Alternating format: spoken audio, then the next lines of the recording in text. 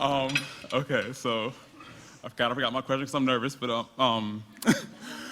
what I wanted to ask you, after hearing you talk, you have a very positive look on life. So I was just kind of wondering where that came from. What happened in your life to shape that? Because not many people are like you and can always say, rebuke things that are bad and, you know, always look to the good.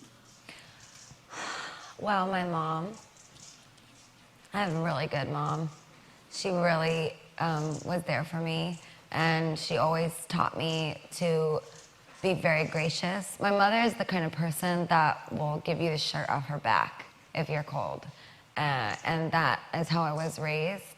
But I guess I would also see, and I don't know if people in this room are religious, and I always feel kind of awkward talking about religion because I don't want people to feel like I'm impressing any kind of belief on you.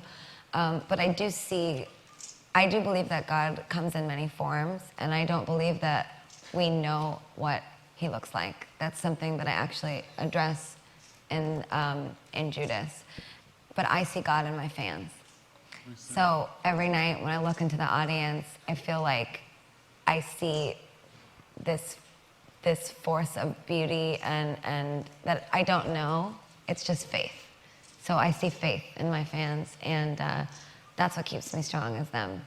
As I really, when I go out there, you know, I don't go out after the show and get plastered and do a ton of drugs. And when I go on stage the next day, I can barely sing. You know, I'm very, very disciplined and hardworking, and I am as a blonde woman with tits and ass, very proud of my accomplishments as a musician. And I say that with lots of strength. People call it arrogance, but I do believe that women in pop music have a very bad rap, and I think people have learned to expect very little from all of us, and it's very unfair. It's very prejudiced.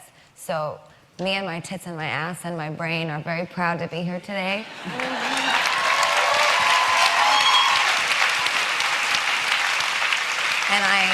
And I truly see God in my fans. They are who I worship, is what I'm trying to say. And I believe what you worship in your life doesn't have to be religion or an institution or a certain kind of God. It's just, you must worship your faith. Perhaps I'm speaking in my own Gaga tongues, but I worship my fans, is what I'm trying to say. They are my religion. That makes sense. One more thing. I'm sorry to ask, but can I have a hug too? It's like one of my dreams. I love your music. I love you too. It's okay? Yeah, go ahead, ask me. Oh, I thought he was asking me another. Oh, yeah, come on. Hug. Yeah. I'm not gonna say no. I love that so much.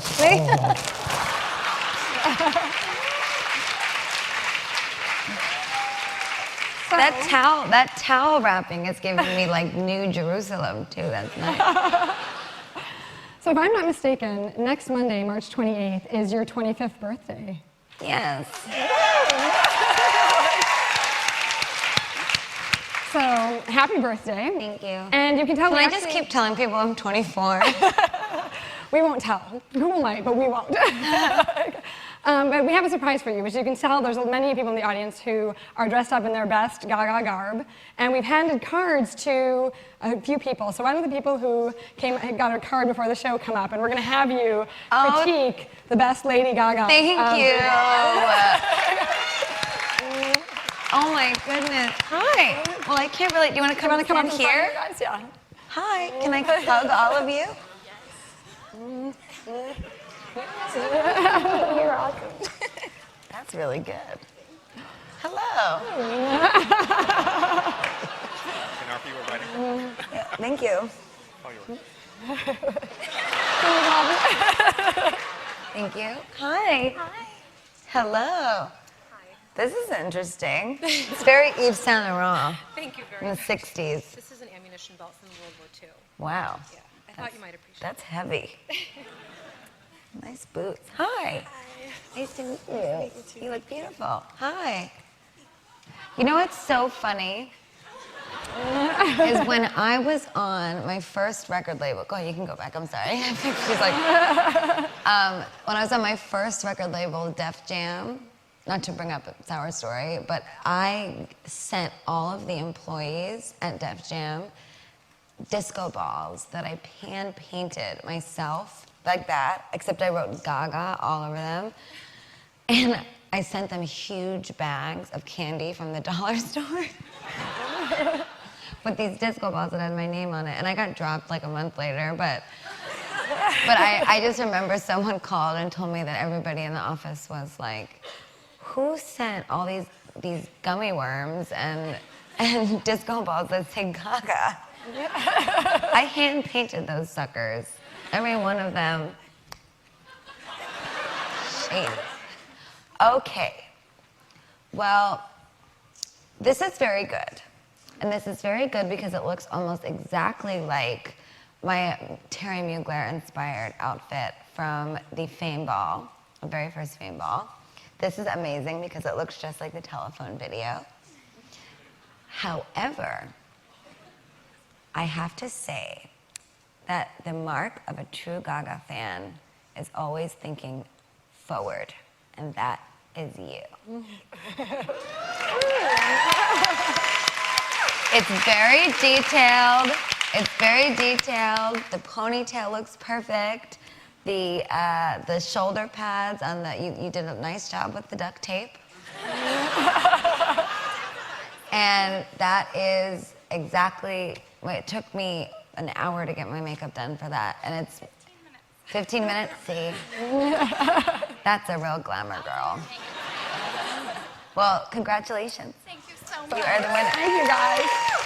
And as we heard, Gaga's performing in Oakland tonight, so all of our co-cheer competition people here on stage will all get a pair of tickets to the concert tonight. And here, you can have the riding crop. You look And- really, really wonderful. It's really that setup was just to explain it a little bit. Sure.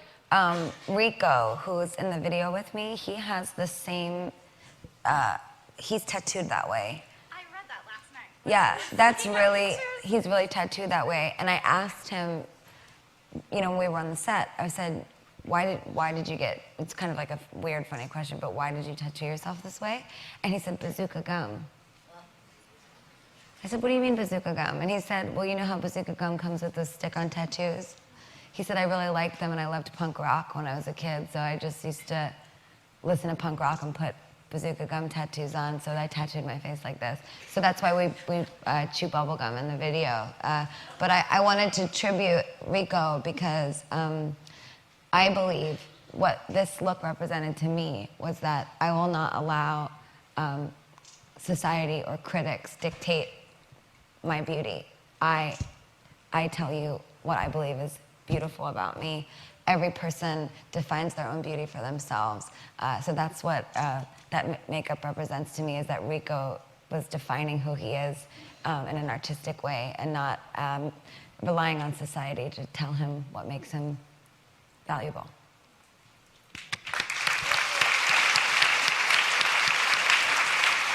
So you look fabulous. And she's coming to the show? Yes, they're all coming to the show. All Here. right. You're going to fit right in. And they are not the only people who are coming. So we have 40 more of these cards taped to the bottom of seats. So if you look under your seat, you get a pair of tickets to the Gaga concert tonight.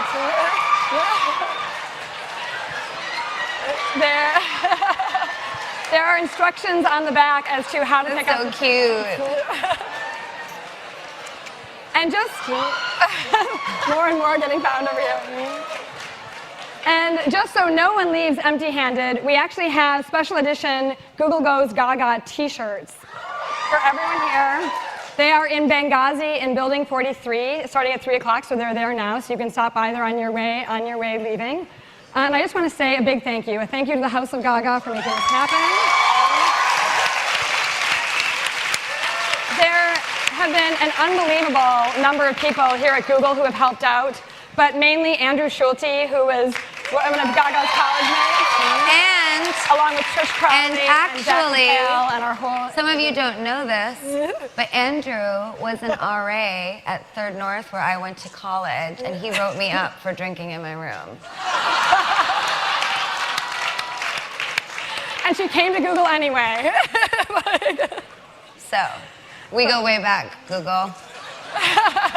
And I just want to say a huge thank you to you from all of us and from your fans. Thank you so much for being here today. Thank you.